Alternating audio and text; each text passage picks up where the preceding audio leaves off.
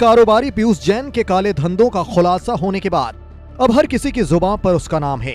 आखिर उनके घर से अब तक 194 करोड़ से ज्यादा कैश जो बरामद हो चुका है।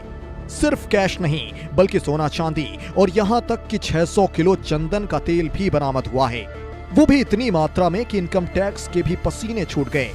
यहाँ तक कि इसे गिनने में directorate general of GST intelligence के अधिकारियों को 5 दिन लग गए।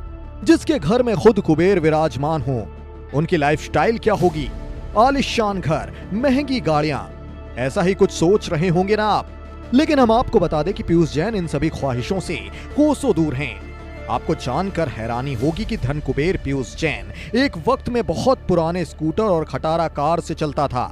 जी हां, जानकारों की माने तो पीयूष दुनिया की आंखों में धूल झोंककर करोड़ों का कैश इधर से उधर करता था। यही नहीं, इसके साथ ही पीयूष अपने रिश्तेदारों और दोस्तों से हमेशा ये कहता हुआ नजर आता था कि व्यापार में बहुत घाटा हो रहा है, जिसकी वजह से उस पर करोड़ों रुपए का कर्ज है, जिसको लेकर वो अक्सर रिश्तेदारों और दोस्तों से कर्ज भी लेता रहता था। इत्र कारोबारी पीयूष जैन इतना शातिर था कि आने जाने के लिए पुराने स्कूटर का इस्तेमाल करता था। अगर कहीं उसे बाहर जाना हो तो पुरानी खटारा सेंट्रो कार का इस्तेमाल करता था, जिससे लोग उसे छोटा कारोबारी समझें। और होता भी यही था। पीयूष के पड़ोसी उसे महज आम कारोबारी समझते थे। उन्हें इस बात की भनक भी नहीं थी कि उनके बगल के मकान में करोड़ों का कैश और सोना चांदी है। वहीं डीजीआई की टीम ने जब इस मामले का खुलासा किया तो रिश्तेदारों से लेकर उनके दोस्तों की आंखें फटी की फटी रह गईं। बता दें, पीयूष जैन के कानपुर वाले घर में इनकम टैक्स की छापेमारी करीब 3 दिन तक चली, लेकिन कन्नौज वाले घरों और फैक्ट्रियों में छापेमारी चौथे दिन तक जारी थी। जानकारों की माने तो तलाशी में डीजीजीआई ने हर संभव तरीकों का इस्तेमाल किया।